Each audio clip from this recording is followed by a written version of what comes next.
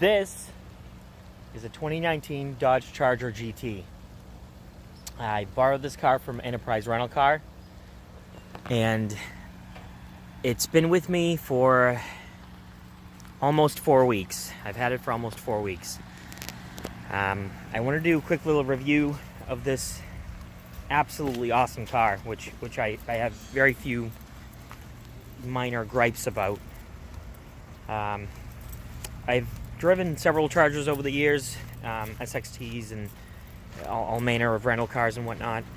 I can't even imagine what it's like to drive a Hellcat. That experience I don't know, and I can only imagine based on having had an old 68 Camaro with way too much horsepower, but that doesn't even really compare. So obviously I'm joking around trying to imitate Doug Demuro, but seriously, on a serious note, I'm going to walk you around this thing and really show you all the nooks and crannies in a little bit, and then take it down the road a little bit. Absolutely love this thing. I've had it for, again, most of the month of March. I hit a deer with my P71 Crown Vic. I have a 2009 P71 Crown Victoria with a little over 100,000 on it, and that car has been good to me. It's a low maintenance. I've driven it 32,000 miles and replaced one $25 coil pack and a bunch of odds and ends. This obviously, it's a 2019. This thing's brand new. I picked it up with 2,400 miles at Enterprise Rental Car at Logan Airport. When they pulled up with this, not having paid attention to the trim models and whatnot, when they pulled up with this thing, I kind of assumed that obviously this was a all-wheel drive version of the V6 Charger, because it's called a GT. It has the same moniker as the Challenger when it gets all-wheel drive. This is a rear-wheel drive car. It's not all-wheel. However, it does have a large percentage of the little performance goodies and upgrades that you would get in a Hemi car. Again, it is shocking. Having grown up in the 80s and 90s, it is shocking how fast cars have gotten. This is a 3.6 liter V6. That's it. It's half the horsepower of a Hellcat. Not even half the horsepower of a Hellcat. And yet, this car's amazingly fast. Mid 5 second 0 to 60 with the launch control on. Spin around a little bit more. One more time. Backup camera. It really is an awesome car. And I don't say that lightly. I also rented, before this vehicle, from Enterprise as well. There was very slim pickings in the area here in Manchester, New Hampshire, and roundabout. And so I rented a Mustang convertible with the EcoBoost 4-cylinder turbo, which is a great car, by the way. Great seats. They look nice. I'm a Chevy guy first and foremost, and I'd be a Chrysler guy next, second, or they're close. Let's just call it a tie, actually. These days, I like Mopar even better than most GM stuff, mostly because of the price point. But this thing, honestly, is just amazing. I absolutely love so many of the details that this car was given when they upgraded to the GT. I have to put my seatbelt on here So one of the things that's really cool is you get the performance pages, you get the Super Track Pack, you get the traction control. It's not really an off button. I don't know if I'm not holding it down long enough. It doesn't completely shut off, but it does to some degree get deactivated. A lot of little things in this car really make you feel like you're pretty much just driving a Hemi until you obviously compare performance numbers with the Hemi. The steering wheel, the only buttons that are blank buttons are right here, and I believe that's the adaptive cruise control. I could be wrong, but I believe that's what that is.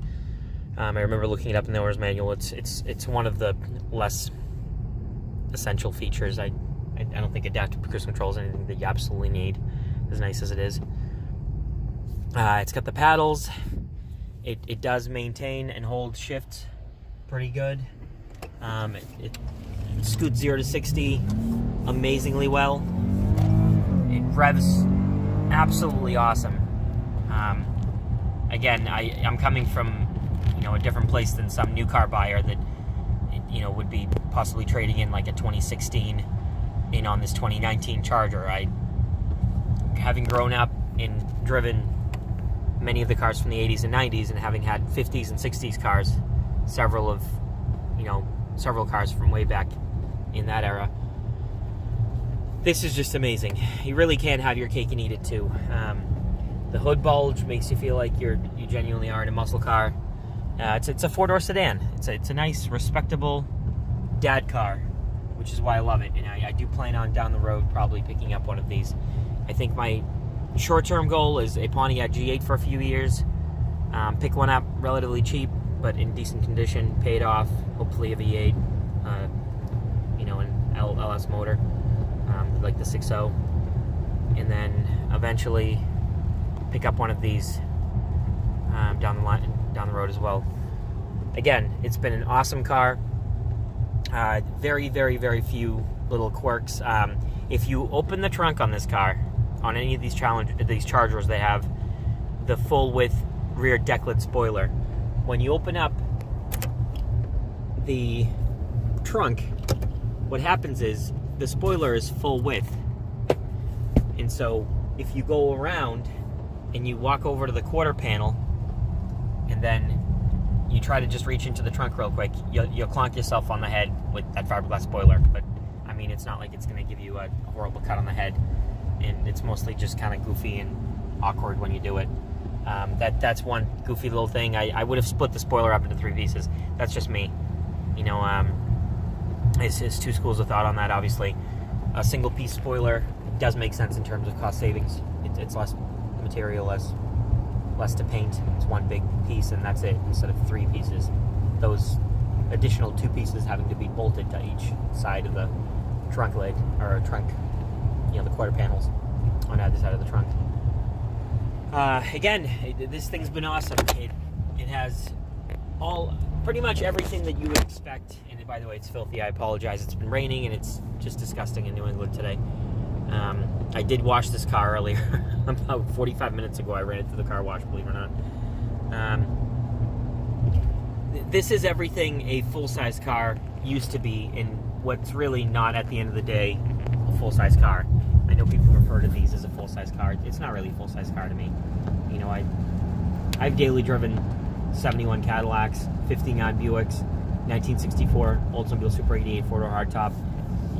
To me, a full-size car it's got to be at least the size of